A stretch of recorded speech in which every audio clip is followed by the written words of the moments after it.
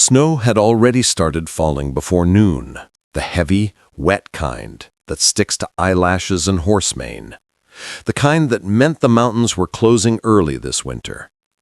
Two deputy marshals argued low from the driver's bench, while the prison wagon lurched and groaned along the narrow ascent. 8 chains rattled inside. Someone coughed blood. Someone prayed. Someone whispered that the road ahead didn't exist. Elias Avery sat in the far corner, wrists raw, ankles bruised, coat gone, wearing only thin prison canvas. His breath came out white and ghostly. He watched pine silhouettes flicker and vanish between gusts like passing spirits. They had been pushing hard north for 2 days, not stopping long enough for fire or sleep, because the man they wanted most was Elias, the traitor captain, the one whose court-martial transcripts had been printed in newspapers from Kansas to Missouri, the one politicians loved to cite when they wanted cheap righteousness to look simple. But the truth was never simple. The wheel hits frozen rut, and the entire wagon lurched sideways. A deputy cursed. Snow spat sideways like thrown salt. The mountain ridge above roared with wind like a wounded animal clawing heaven. Elias stared at the sky through cracks in the slatted wood, all white, all devouring. He felt the moment before it happened. No sound, just bone knowledge. Then the earth gave way. One wheel sank. The rear axle snapped hard with a crack like gunshot. The wagon tilted, toppled, and rolled down the slope in a thunder of splintering wood and screaming horses. Chains whipped like living serpents inside. Men slammed against each other. Elias felt the world spin, then smash into silence. When he woke, there was no sound but snow.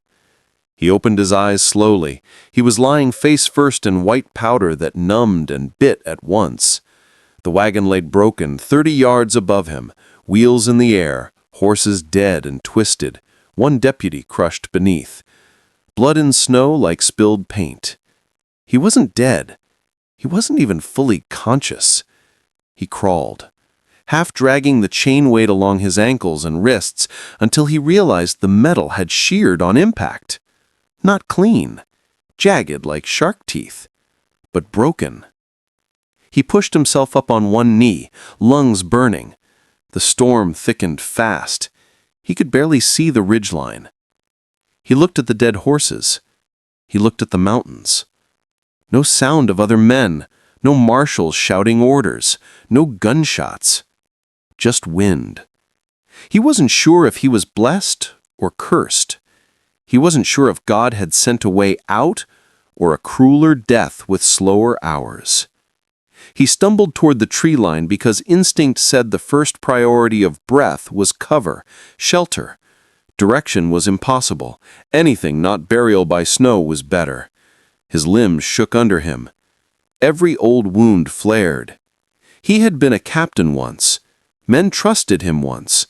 He had worn that trust like armor until it crushed his ribs and ended his life. The world carved him down to this, a ghost in a storm. He walked. Hours or minutes, time dissolved. The storm finally eased enough to see a small clearing. A faint orange glow moved irregular through the veil of pine. Firelight. Not campfire flicker, lantern warmth. And a structure, low, squared with a small lean-to shed behind it. He managed a few more steps. Then he saw her. She was outside kneeling at a woodpile, splitting kindling into thin strips. Her hair was braided tight under a wool wrap, boots heavy, coat patched by her own hands. She was not old, and not soft. She carried herself like a woman who had no help and no expectation of any arriving. Shoulders squared, movements practical, efficient, decisive. She heard the chain clink. She rose fast, hatchet in her hand, stance balanced like she'd fought off bigger things than wind. Elias tried to speak and failed. He took one step and almost fell. Her eyes narrowed. She scanned the forest behind him. She wasn't stupid. Men never come alone out here. "You bleeding?" she asked. He managed to nod, or maybe his body just swayed. "You armed?" she asked. He shook his head. She hesitated, just long enough to prove she wasn't helpless, then moved forward and caught his elbow to stop him falling again. He felt her grip, calloused, stronger than she looked. "Inside," she said, not gentle, just direct. She dragged him through the short space to her cabin, heat hit like a fist.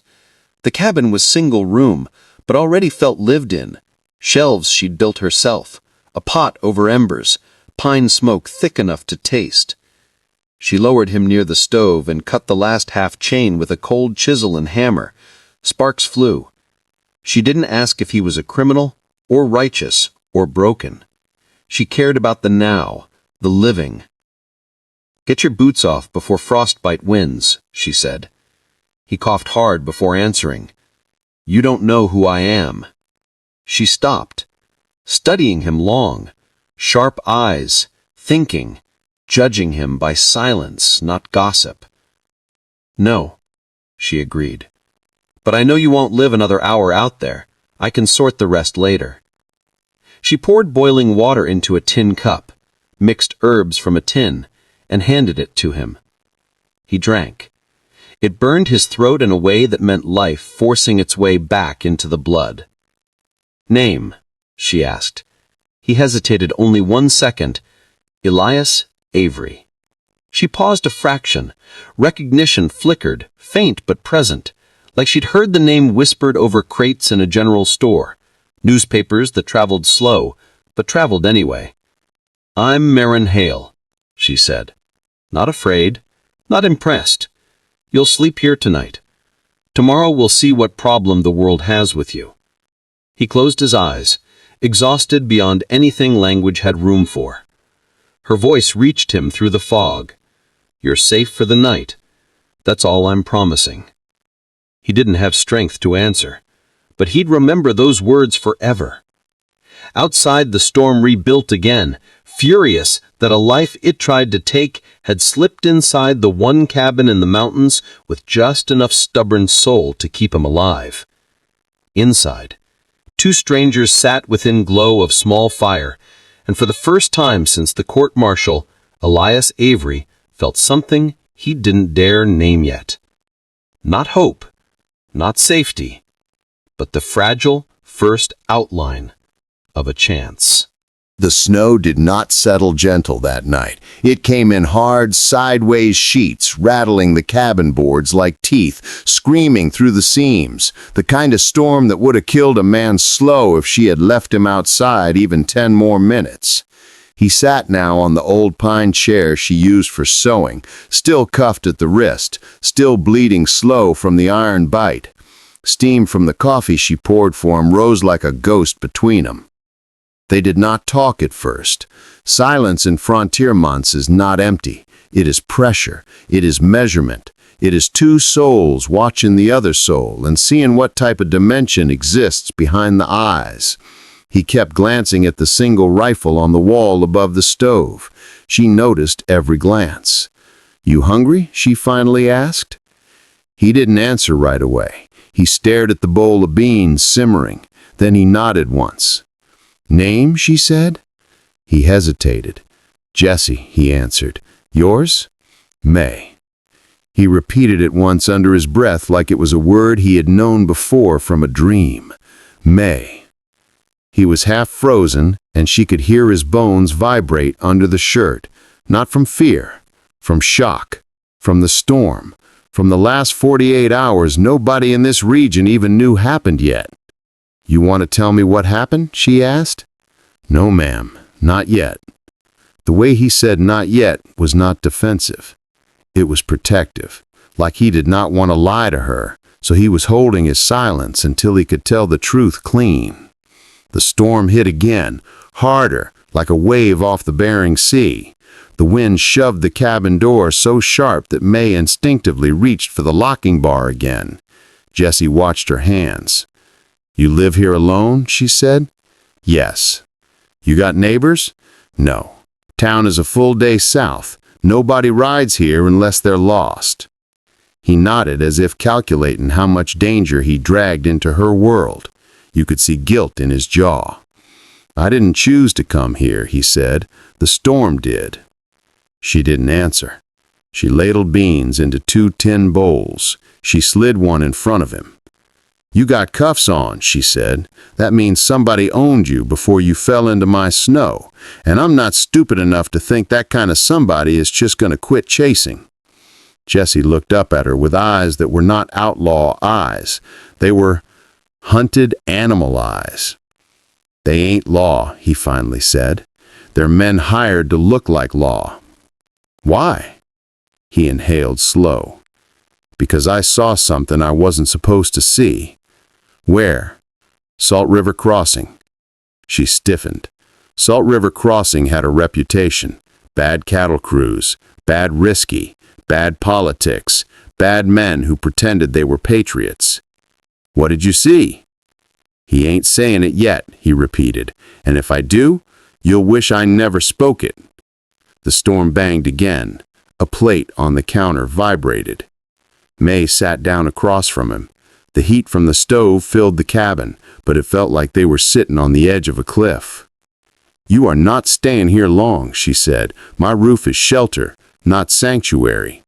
"I know," he said softly. "Soon as storm breaks, I'm gone." She studied his wrists. Those iron cuffs were military grade, not county jail, more like government or militia contract grade. "Those need to come off," she said. He looked at her surprised.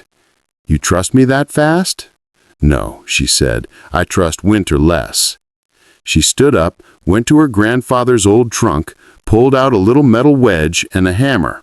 It was the tool her father used in the lumber mill to pop bent steel off broken axles. "Hold still," she said. He placed his wrist on the old pine table.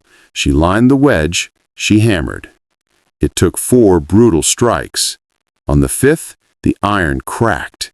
His breath left him like he had been tied for 20 years and just now understood what air meant again. He flexed his wrist, slow, not in freedom celebration, but quiet disbelief. May backed up 2 steps, hands still holding hammer, watching him now like a wolf that broke rope. "Relax," he said. "I ain't here to hurt women." "That's what a dangerous man would say too," she answered. He nodded once. Respect, like she earned points in his internal measure. The storm roared again. Time outside became white chaos. Inside became still. "Why are you alone here?" he asked. May did not answer right away. Then she spoke calm like a woman who learned to carry her own pain without needing audience applause. "I wasn't running from nobody. I just didn't want to be part of anybody else's plan." He watched her. He understood that sentence more than she knew. He stood slowly. "You should sleep," she said. "I'll sit first watch." "You don't trust me enough to sleep while I'm awake," he said. "You don't trust me enough to sleep while you're awake either." He smiled a tiny half smile. Not flirt. Recognition. He sat back down. May took the rifle off the wall, laid it across her lap, sat facing the door. The storm screamed. The world outside was invisible. Inside, 2 strangers sat with a silent vow neither spoke out loud. Storms change fate, and this storm just rewrote both their timelines. Jesse looked at the fire. May watched the door. Somewhere out in that white chaos, 3 men were still hunting. They would not stop, and tomorrow, the storm would break. The next morning was too quiet. The storm stopped like it never existed. There was always something eerie about how the frontier could erase brutality overnight. No transition, no mercy, just silence.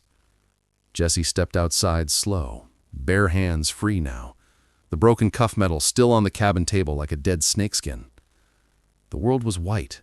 Every pine branch sagged with weight. The sky was pale blue and calm like it didn't commit murder all night. May stood on the porch with him, blanket around her shoulders, rifle in hand. Tracks? Jessie asked. She scanned the tree line. No wagon, no horses, no men, she said. The storm swallowed everything. He nodded once, but his jaw tightened. That means they'll circle back, he said. They ain't dead. They slowed. Same thing the storm did to me. They'll wait Southridge 2, maybe 3 hours, get bearings. Then they'll start sweeping. And they'll sweep toward here, May said. He exhaled slow. Yeah. That one word changed her entire way of breathing.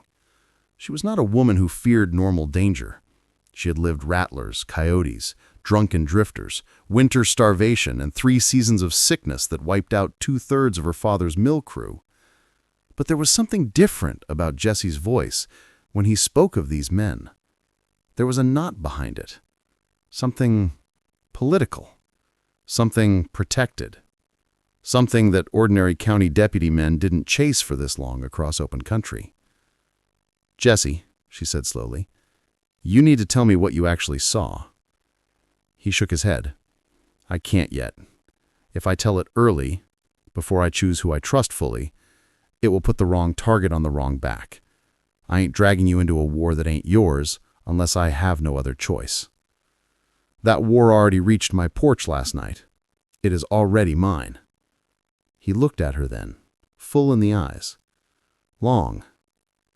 Like the universe paused to calculate something. We need to leave this cabin by dusk. They'll find this valley in under 36 hours. May turned away from him, walked back inside slow, and for the first time since this began, she felt a tremor of something she had not felt in years. Not fear. Purpose. It has been years since she had a reason. She poured water in the basin. Jesse washed his hands. He moved slower than a man with an outlaw heart. He moved like a soldier who learned carefulness, like religion. His left rib was bruised purple. She noticed. Who hit you? She asked. First bounty man. Why? To make sure I understood what waited if I didn't cooperate. And you didn't cooperate. No. She nodded once, like she respected that answer more than he understood. May sliced bacon. He stared at her cutting stance. Balanced, efficient, not sloppy. She wasn't cabin-sitting scared. She was frontier-trained. You shoot good? He asked. Better than the average man who thinks he can scare me. He gave that small half-smile again, the one he gave last night. Good, he said. We'll need that. After they ate, May walked to the trunk again. This time she pulled out 2 things Jesse didn't expect. A folded cavalry coat and a leather-bound notebook wrapped in wax twine. She set them on the table. This belonged to my brother, she said. He died at Little Bighorn. He wasn't political. He wasn't violent. He was just a boy who believed serving meant something true. Jesse stared at the coat. That coat will make them assume you are government-aligned, at least far enough for confusion. He looked confused. You helping me escape, and you don't even know if I'm guilty or wrong. No, she said. I'm helping myself not regret silence. He didn't answer. She untied the wax twine and opened the notebook. Inside were hand-drawn maps, ridgelines, passes, water sources, hunting routes her father taught her and her brother wrote down. This is the truth I own, she said. This land, these routes, this knowledge. Jesse ran his fingers on one of the inked ridgelines. May. But she cut him off. You don't understand. I didn't build this life to hide. I built this life to choose. She closed the notebook and tied it again. You want to leave? You do not leave alone. If those men come, I'm already inside the circle. I will go with you until this ends. That is my choice. Jesse stared at her, stunned, silent. Nobody chooses to join a hunted man. Nobody's sane. But she wasn't choosing Jesse out of romance or desperation. She was choosing because she wasn't going to let the world decide her chapter for her. She walked to the saddle hooks. "You ride?" she asked. "Yes," he said. She whistled once, low, and from the pine behind the barn 2 horses stepped forward, breath misting the air. She saddled her mare, he saddled the roan. The silence was a different silence now. Not fear. Preparation. "We head south ridge 2 miles, Jesse said. "We find high ground, spot them early, then travel night only." May nodded. As they mounted and turned toward the tree line, the sun cut through the clouds just enough to reflect on the broken cuff piece still on her table inside. That single metal shard was now evidence of a new storyline. Not outlaw, not fugitive. Collision fate. As they moved out toward the White Valley, Jesse finally said very slowly, "May, I have something I'm going to have to tell you before this is over, and when I tell it, you ain't going to be able to unknow it." She looked at him. "And when you tell it, I will not run." He breathed once, deep, steady, and they rode forward into the silent, bright, deadly white morning. 2 strangers who already belonged to the same war they did not choose, but now had no option but to finish. The secret shapes the path before it is spoken. Night travel changed the entire universe around them. Daylight was morality. Night was truth. The horses walked slower under moonless cover, hooves sinking in soft melt crust, breath rising like smoke signals. The land below changed from white to blue-gray to black when clouds smothered the stars. Jesse rode ahead, but not far, always within 20 feet, always within ear reach of May. Not to dominate, not to lead, to be first receiver of danger. When a man has been hunted long enough, he learns that a woman behind him is the last thing he ever wants to lose to a bullet meant for him. They made ridge 3 hours later. They dismounted under an old juniper twist, roots like fingers gripping ancient rock. Jesse crouched. May knelt beside. He pointed down valley. "You see that faint line left of creek?" May narrowed eyes. "Tracks," she whispered. He nodded.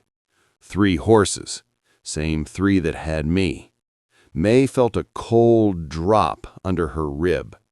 How close? Half day behind, maybe less if they cut angles. Then we need to move faster tonight. He looked at her slow. No, that's exactly what they expect. Run straight south, they strangle us between canyon and creek.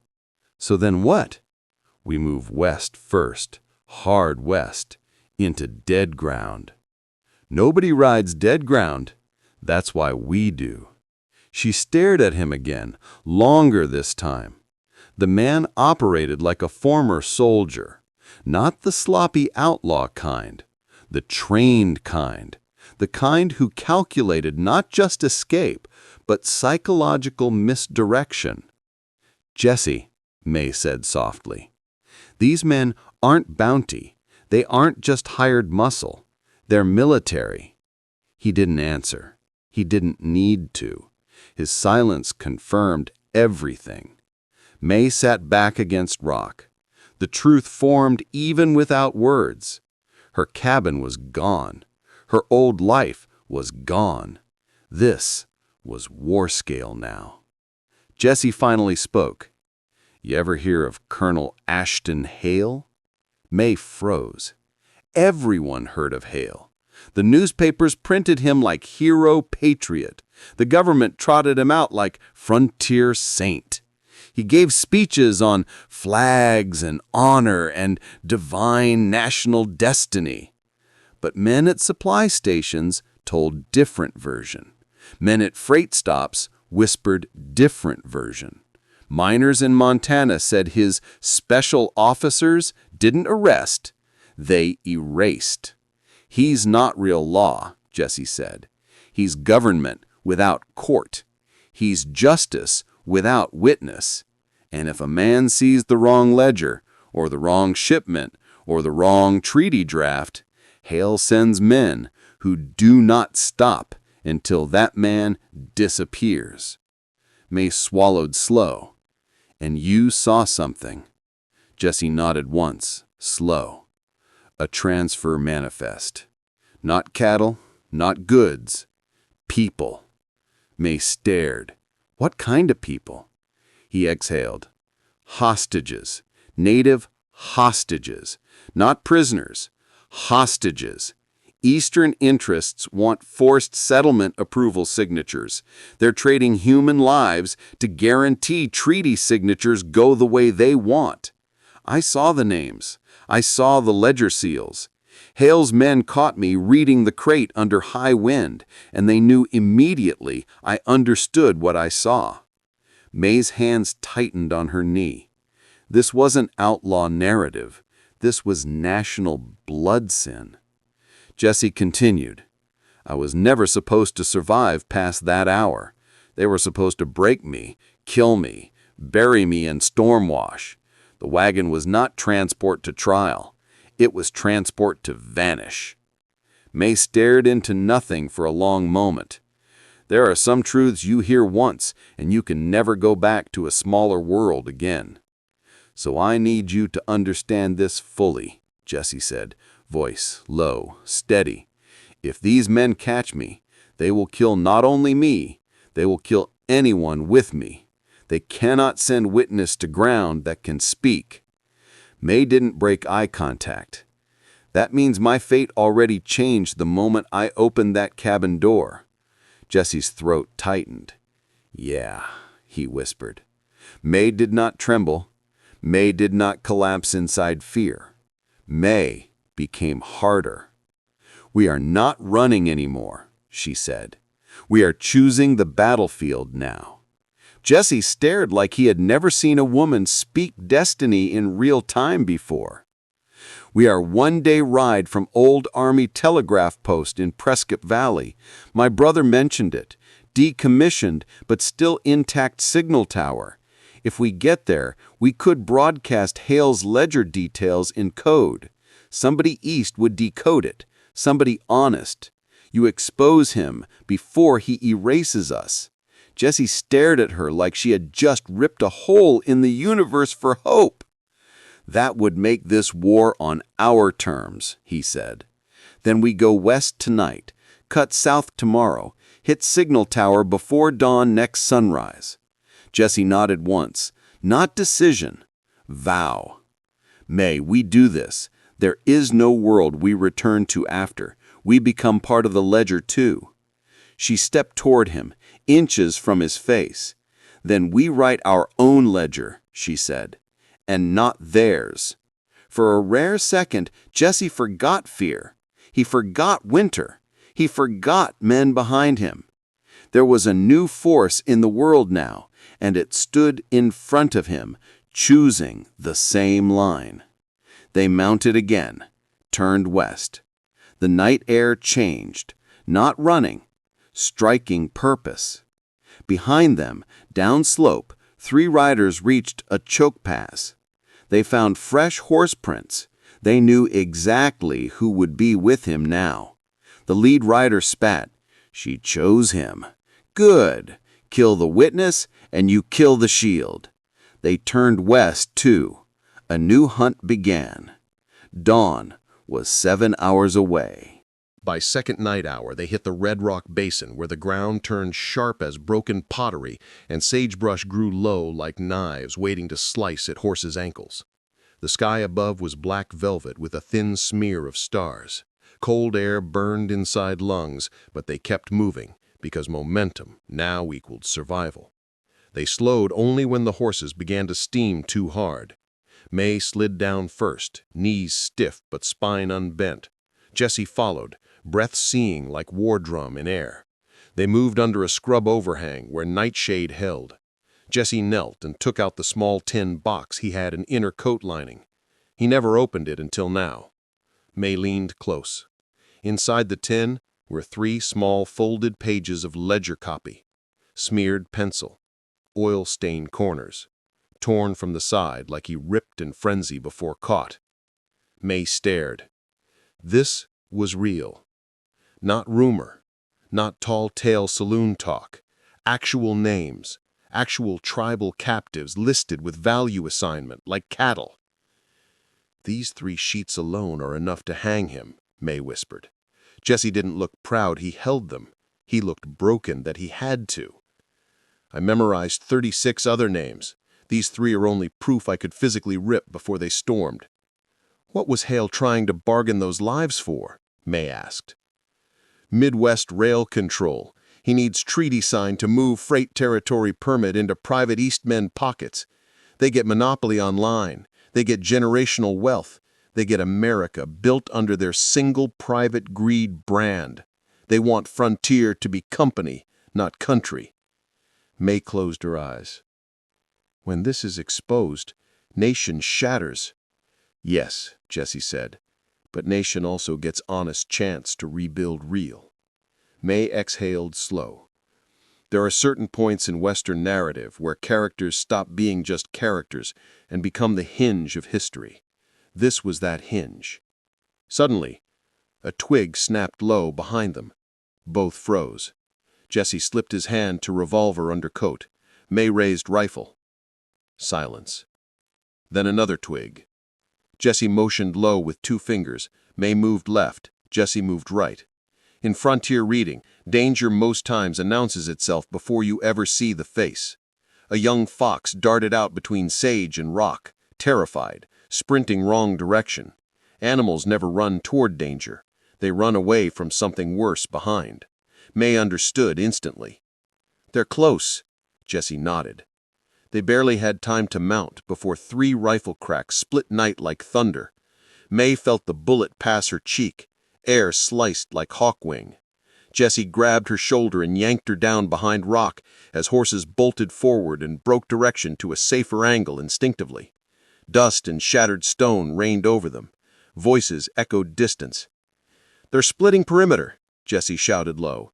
"They think we'll run south." May whispered rapid calculation. "Which way we go?" "Northwest into Canyon Throat. They won't expect reverse vector toward Deadwall." May's eyes flicked. Risk insane. Canyon Throat equal no exit. But she trusted his war read. They mounted in one motion, sprinted into narrow cut where walls rose like 2 giant rust iron plates. Horse hooves sparked. Breath tore at lungs. Jesse spoke as they rode. "When we hit choke pocket, we dismount low to stone." Night silence muttered.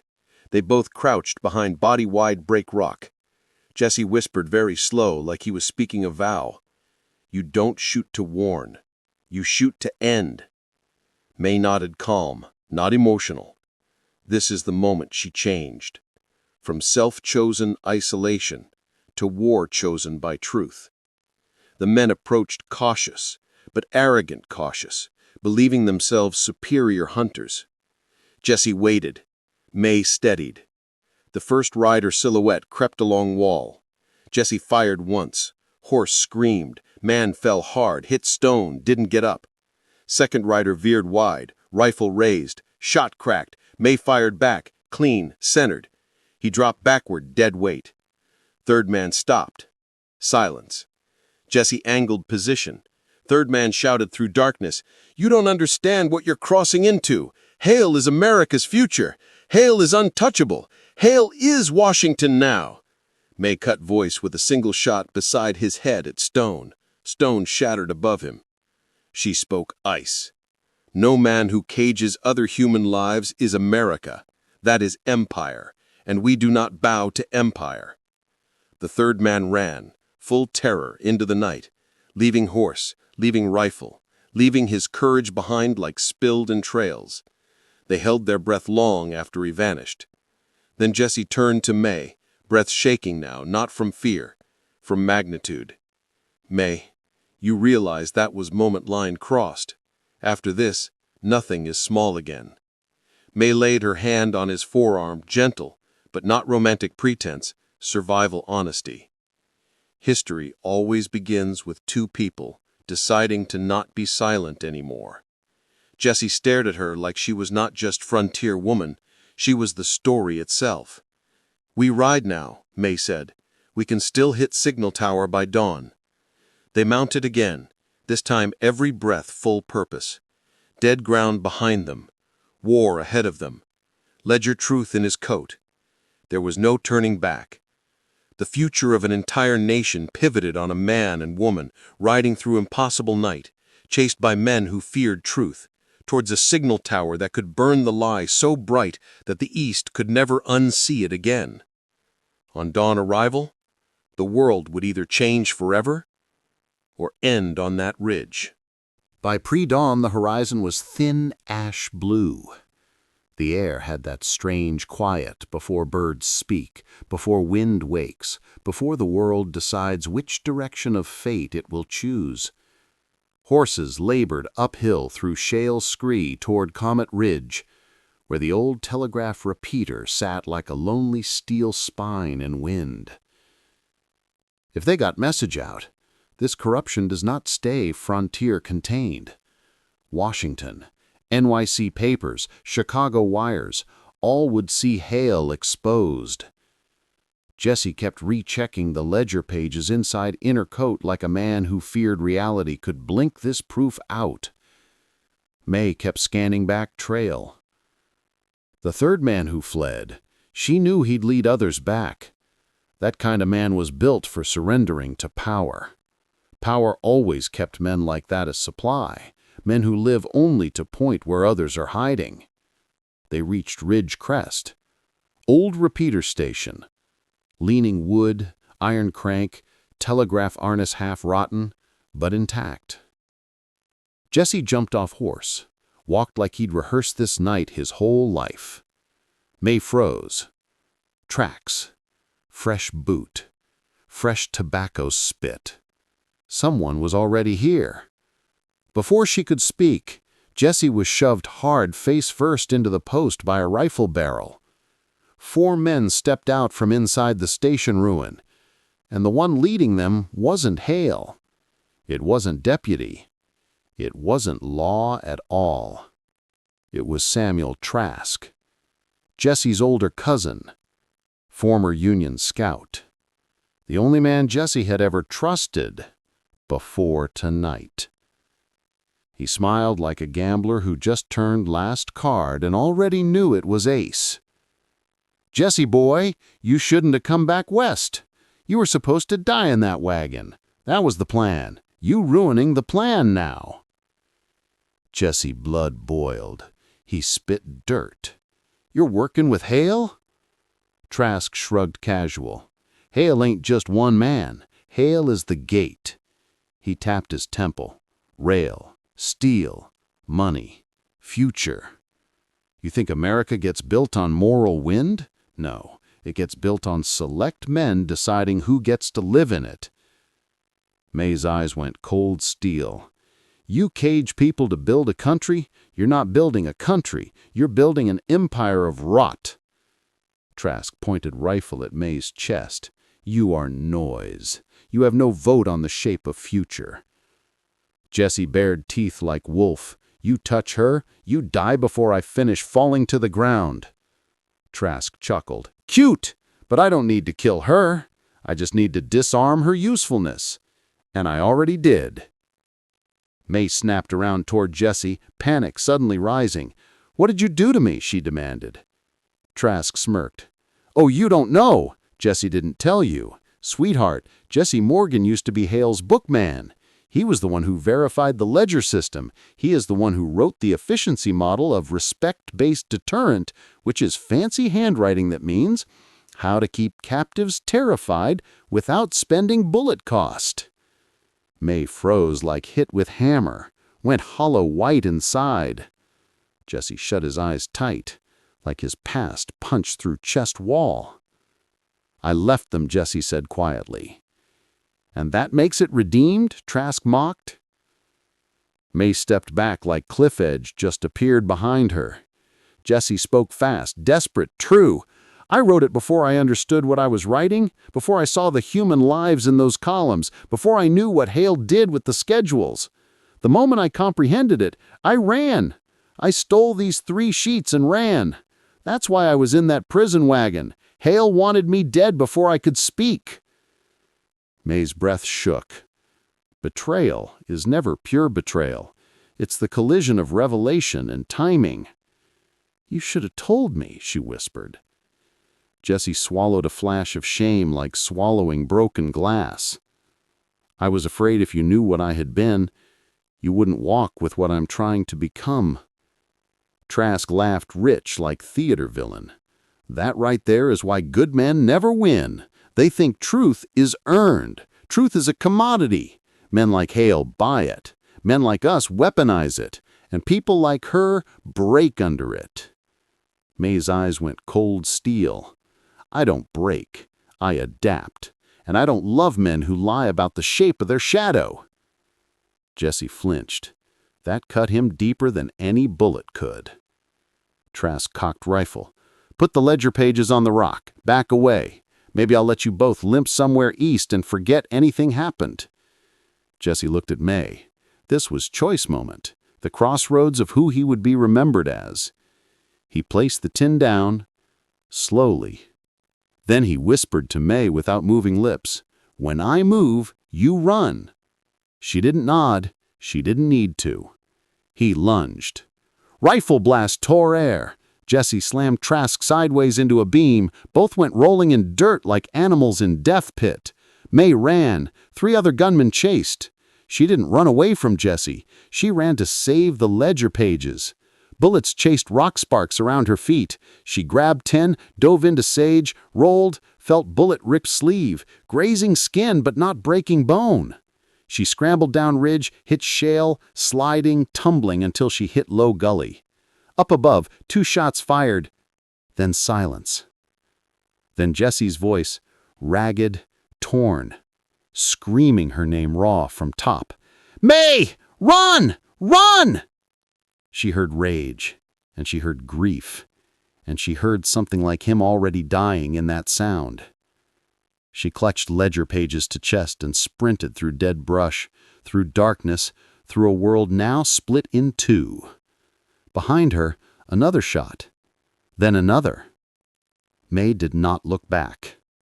Sometimes survival is not bravery. Sometimes survival is choosing to live long enough to make truth fatal to the men who built their throne out of other people's bones. Tonight, Jessie Morgan might not live to dawn, but May Connolly would carry the proof, and she would make the dawn mean something. The world came to collect. They always do. It began with the crows that morning, black specks circling over the ridgeline like they were reading some code in the wind. Cold sunlight cut in through the cracks of the cabin and laid long, pale streaks across the floorboards. Eleanor already felt it before she saw anything, the way animals feel weather before weather actually hits. Her body stiffened, instinct first, logic second. Hayes opened his eyes slow. He saw her face before he saw outside. "What's wrong?" Silence changed. Her voice was clean, controlled, but her pupils had gone razor sharp. He sat up, slid off the bed, reached for his boots. They both moved like people who already lived this moment in 100 dreams. She stepped to the window. The horizon looked wrong.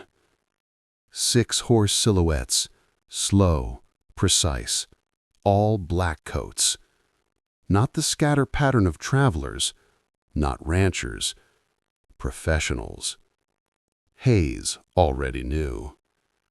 Marshals didn't let something like him just vanish in a storm. He exhaled once, didn't panic. He took his time. He sat down on the wood bench and rewrapped the rope belt slower than any man who expected to survive the next hour. Eleanor looked at him, jaw nerve ticking.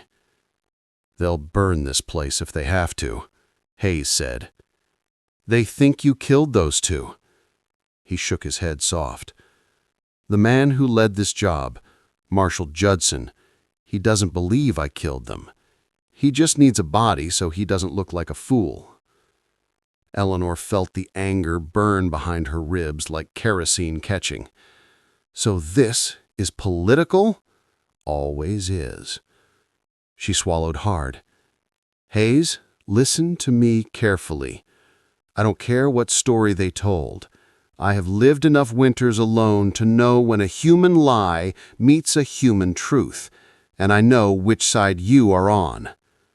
Hayes stared at her like she was rewriting some old sentence inside him that he never had the courage to erase himself.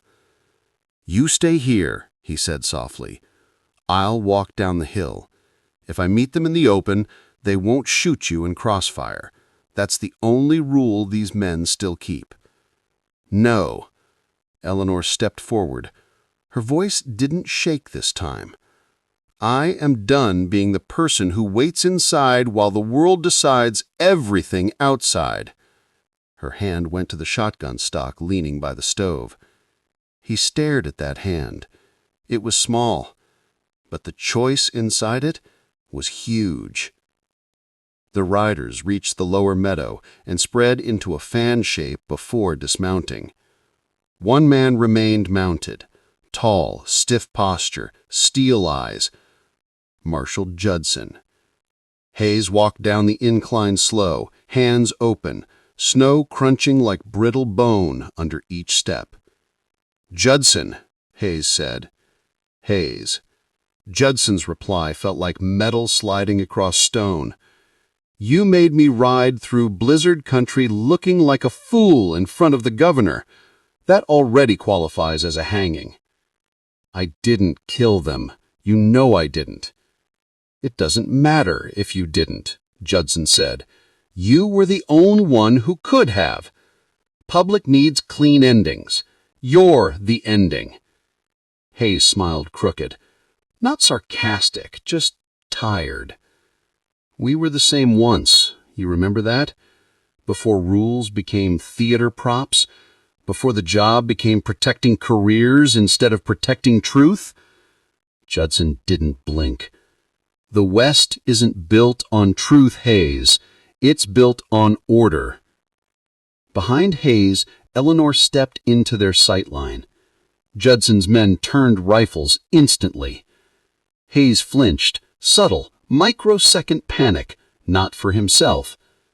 Eleanor raised her chin like a steel spine was welded inside it. You can shoot me, she said, voice absolutely even. But you'll bury the last clean winter left in this territory. You'll bury the last place that didn't lie yet. The quiet became a physical pressure on every man present. Judson looked at Hayes again. You really think one woman changes the math? Hayes stepped half-pace in front of her. No. I think she changes the standard. Judson exhaled once. Then his fingertip moved on the trigger guard. Time slowed. And in that strange suspended second, Hayes realized the difference between them wasn't guilt or innocence. It was who they were willing to stand next to when the world aimed guns. Judson opened his mouth to speak one last order. A single rifle crack split the silence. But it wasn't from the marshals. From the tree line to the west, a lone rider with a scoped long rifle fired again, splitting the air, taking down the man on Judson's left horse instantly. Judson yelled. Men scrambled. Chaos detonated like powder. Hayes grabbed Eleanor's wrist and pulled her into the low ravine ditch behind the frozen creek bank. Gunfire hammered the air like fast lightning. Eleanor's breath shook, but her hands didn't. Hayes pressed his forehead to hers, brief, human, electric, with everything unspoken. If we survive this, I will tell you who actually set this up. The men who profit from this. and you'll never look at any Western town the same." Eleanor nodded once. "You tell me everything." They rose, synchronized, ready to fight, ready to not surrender their ending to people who never earned the right to write it. The rider and the trees fired again, covering their flank. Judson screamed new orders, rage and fear mixing into something ugly. The world stopped being theory. Now it was consequence, and this winter cabin was no longer a place two lonely souls found each other in the quiet. It was now a front line, and front lines decide futures, even in snow, even in silence, even in wilderness where God takes his time to speak. The gunfight ended not with a scream, but with a silence so heavy it felt like the world itself exhaled. Judson lay face down in the snow. His horse bolted into the pines. 3 of his men were down for good. The other 2 broke, dropped rifles, and ran like desperate animals into the timberline, never once looking back. Hayes didn't chase. Eleanor did neither. Cowardice was its own life sentence. The lone rider from the trees slowly rode into view. Older man, white beard, winter skin like weathered oak, eyes that had seen 50 years of frontier truth unfiltered. Hayes swallowed hard. "Reeves." The older man nodded. U.S. Marshal Bass Reeves. Real legend, real law, the kind of frontier justice that wasn't written by governors, but by men who carried the weight of consequence the right way. "Took me a while to track the trail. Blizzard rearranged the earth itself," Reeves said. "That storm saved your life, son. Don't waste it." Hayes stepped forward. "Did you know Judson was going to do that?" Reeves looked down at the dead bodies. He didn't flinch. He didn't celebrate. He cataloged reality the way only a man who outlived 100 gunfights could. "I knew men like him don't return prisoners alive if the paperwork hurts their career." He slid off his horse, laid a gloved hand on Hayes' shoulder. "You remember one thing. The system ain't the problem. The men who hijack it for status are the problem." Eleanor stepped beside Hayes. Reeves gave her a respectful little nod. "You saved him first," Reeves said. "That already tells me the truth about him. Women don't risk their house for wicked men. Not out here." Hayes felt that line hit him deeper than any sentence he had ever heard. Reeves stepped back. "I'll file this different than Judson wanted. You're cleared. Legitimately, officially. Stamp will match the story." Hayes blinked, stunned, like freedom felt too large to fit inside his chest. "What do you need from me now?" Hayes asked. Reeves turned toward his horse. "Live right, that's all. And maybe build something in this land that doesn't rot." He rode off slow, voice trailing behind him like scripture written in wind. "Good men are rare out here, so stay rare." Snowfall softened again. Everything finally slowed. Eleanor walked back to the cabin with Hayes. The steam from the stove coiled upward like warm smoke from a holy place. He sat at her table, not as a fugitive, not as a hunted man, as a man whose future suddenly existed again. Eleanor poured coffee with steady hands. "You have somewhere to go now that you're cleared?" she asked softly. Hayes looked around the small wooden cabin that felt like a heart with 4 walls. "I think I found it." Eleanor's breath caught in her throat, that tiny half-second pause where the universe waits for one human to actually say the thing they mean. She sat across from him. "You don't owe me anything," she said. "That's the first reason I want to stay. You never tried to rewrite me. You just saw me." Outside, wind carried away every sound of violence that ever touched the hill that winter.